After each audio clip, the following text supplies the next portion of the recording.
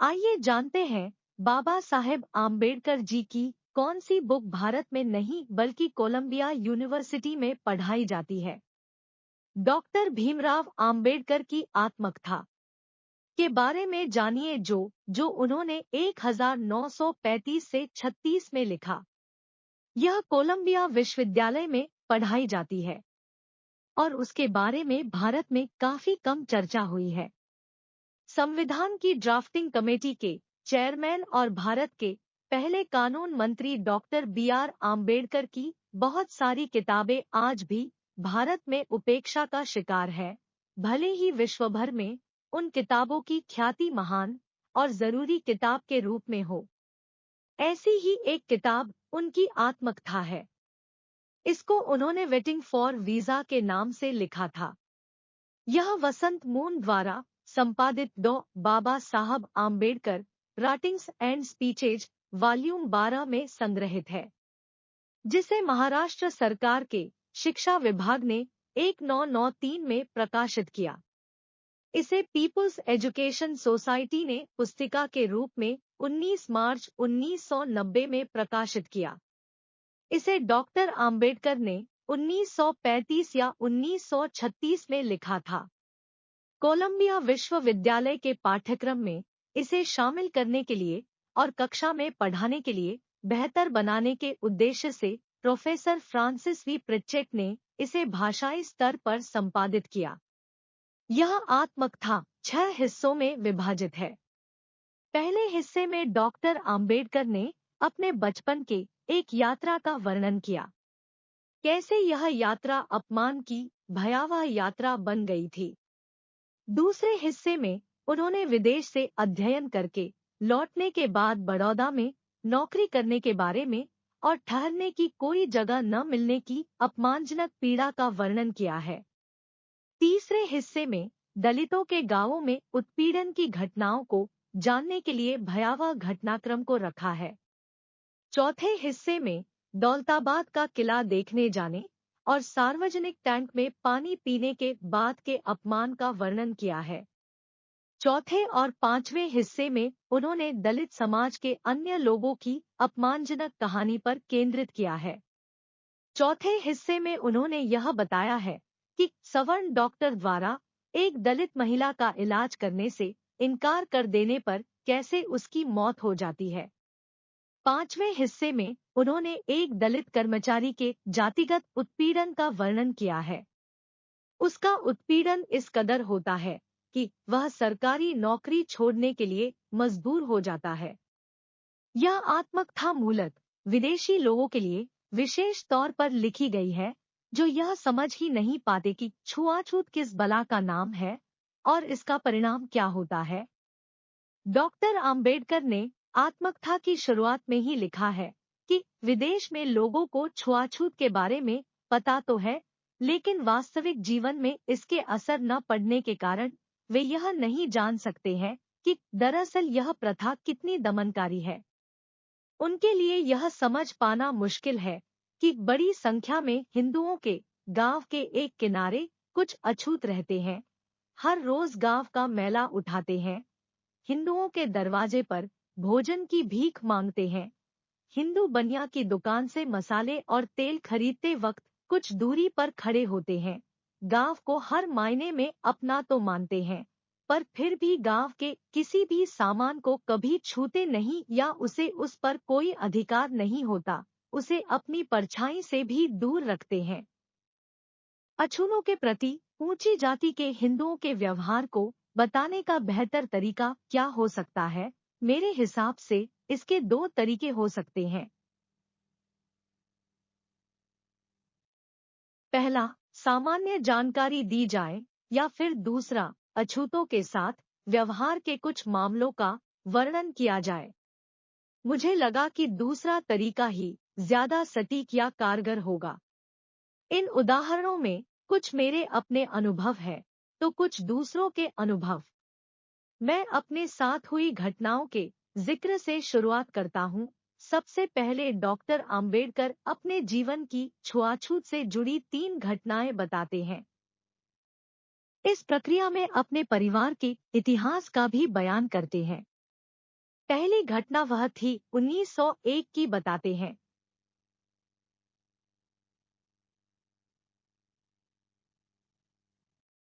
जब उनकी उम्र करीब 10 वर्ष की थी, जब वे अपने भाई और बहन के बेटे के साथ सातारा से अपने पिता से मिलने कोरेगांव की यात्रा पर जाते हैं।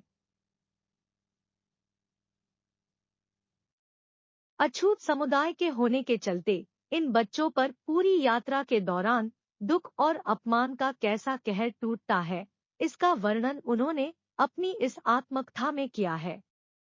इसे उन्होंने बचपन में दुःस्वप्न बनी कोरेगांव की यात्रा शीर्षक दिया है। दूसरी घटना को उन्होंने पश्चिम से लौटकर आने के बाद बड़ौदा में रहने की जगह नहीं मिली यह शीर्षक दिए हैं। उन्होंने लिखा, पश्चिम से मैं 1916 में भारत लौट आया। मुझे बड़ौदा नौकरी करने जाना था।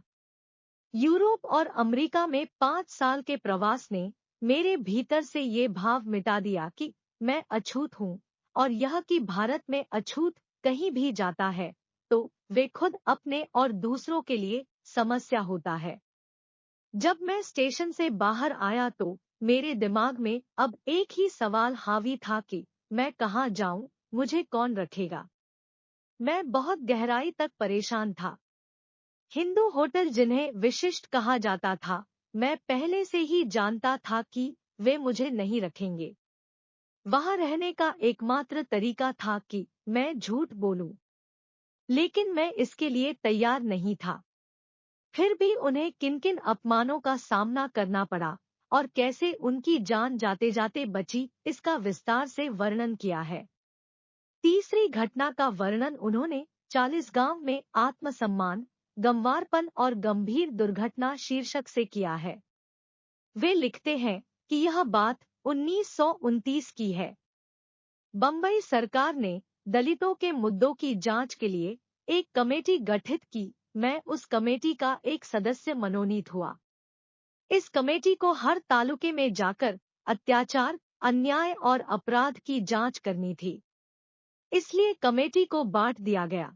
मुझे और दूसरे सदस्य को खानदेश के 2 जिलों में जाने का कार्यभार मिला। इस जांच के सिलसिले में उन्हीं हालातों का सामना करना पड़ा और इस इलाके में दलितों की कितनी दयनीय स्थिति थी, इसका विस्तार से वर्णन उन्होंने किया है। चौथी घटना का वर्णन उन्होंने दौलताबाद के किले में पानी को दूषित करना शीर्षक से किया है। वे लिखते हैं कि यह 1934 की बात है। दलित तबके से आने वाले आंदोलन के मेरे कुछ साथियों ने मुझे साथ घूमने चलने को कहा। मैं तैयार हो गया। ये तय हुआ कि हमारी योजना में कम से कम वेरुल की बौद्ध गुफाएं शामिल हो। यह तय किया गया कि पहले मैं नासिक जाऊंगा, वहां पर बाकी लोग मेरे साथ हो लेंगे। वेरुल जाने के बाद हमें औरंगाबाद जाना था। औरंगाबाद हैदराबाद का मुस्लिम राज्य था। यह हैदराबाद के महामहिम निजाम के इलाके में आता था। वह लिखते हैं कि औरंगाबाद के रास्ते में हमें पहले दौलताबाद नाम के कस्बे से गुजरना था। यह हैदराबाद राज्य का हिस्सा था। दौलताबाद एक ऐतिहासिक स्थान है और एक समय में यह प्रसिद्ध हिंदू राजा रामदेव राय की राजधानी थी। दौलताबाद का किला प्राचीन ऐतिहासिक इमारत है। ऐसे में कोई भी यात्री उसे देखने का मौका नहीं छोड़ता। इसी तरह हमारी पार्टी के लोगों ने भी अपने कार्यक्रम में किले को देखना भी शामिल कर लिया। दौलताबाद किले में प्यासे आम्बेडकर और उनके साथियों ने पानी पी लिया। इसका क्या हश्र हुआ और कैसे जान जाने की नौबत आ गई, इस घटना का भी विस्तार से वर्णन किया है। छठी और सातवीं घटना अन्य दलित स्त्री पुरुष से जुड़ी हुई है, जिनके शीर्षक इस प्रकार है। डॉक्टर ने समुचित इलाज से मना किया, जिससे युवा स्त्री की मौत हो गई। गाली गलौज और धमकियों के बाद युवा क्लर्क को नौकरी छोड़नी पड़ी। आम्बेडकर की आत्मकथा अमेरिका के कोलंबिया विश्वविद्यालय में पढ़ाई जाती है। इसके कई हिंदी अनुवाद भी हो चुके हैं। इसमें उन्होंने अपने बचपन से लेकर 1934 से 35 तक के अपने अपमानों का बयान किया है, जो अपमान उन्हें अछूत जाति में पैदा होने के चलते झेलना पड़ा। यह अपमान केवल हिंदू धर्म के अनुयायियों ने नहीं किया, पारसियों और ईसाइयों ने भी किया।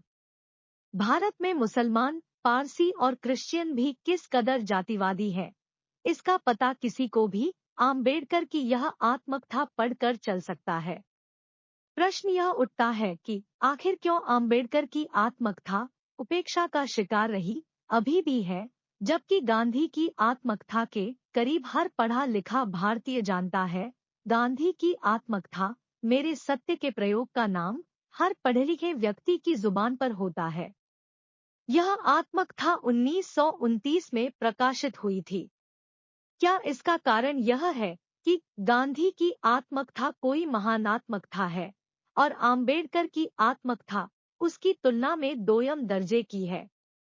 नहीं, मेरे हिसाब से इसका सीधा कारण इस देश का जातीय और वैचारिक पूर्वाग्रह है, जिसके चलते अंग्रेजों के खिलाफ उच्च वर्गों, उच्च जातियों के लिए संघर्ष करने वाले व्यक्ति को राष्ट्रपिता का दर्जा दे दिया जाता है और पूरे भारतीय जन की मुक्ति के लिए संघर्ष करने वाले तथा भारत की कानून व्यवस्था को बनाने वाले आम्बेडकर को लंबे समय तक उपेक्षा और अपमान का शिकार रहना पड़ा। बाबा साहब एक ऐसे युग पुरुष और ज्ञानी थे, जिनकी बदौलत आज हमारा संपूर्ण भारतवर्ष उनके बनाए हुए संविधान पर टिका है, जिनके कारण से ही संपूर्ण भारतीय समाज सामाजिक, आर्थिक और राजनीतिक रूप से संपन्न और आजाद है। भारत को ऐसा राष्ट्र बनाने में तथा यहाँ ज्ञान की दीपक जलाने में बाबा साहब के कर्ज को चुका पाना लोगों की बस की बात नहीं है। तो पर भी इस देश में बाबा साहब को मानने वालों की संख्या नहीं मानने वालों की संख्या से बहुत कम है। जैसे बाबा साहब जी के बारे में कोलंबिया विश्वविद्यालय में पढ़ाई जाती है, वैसे ही हमारे देश भी पढ़ाया जाना चाहिए, ताकि आज के नौजवान एवं आने वाली पीढ़ी उनके कठिन परिश्रम को जानकर अपने जीवन में आगे बढ़ सके। साथियों, बाबा साहब जी कहते हैं कि शिक्षा वह शेरनी का दूध है, जो जितना पिएगा वह उतना ही दहाड़ेगा।